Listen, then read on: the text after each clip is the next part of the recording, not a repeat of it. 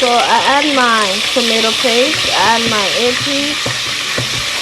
So while it's getting cooked, I can add some water so I can help it better. So I just add the meat. Now I'm adding onions, bell peppers, scotch bonnet peppers on it.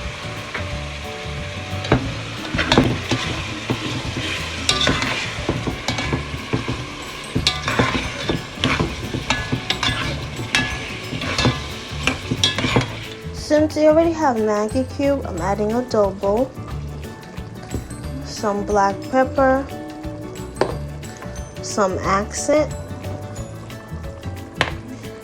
and a little bit of sazon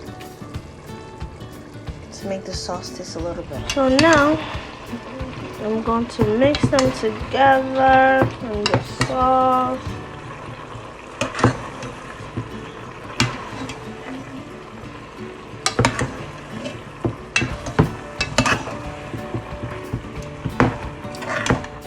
And it should look like this.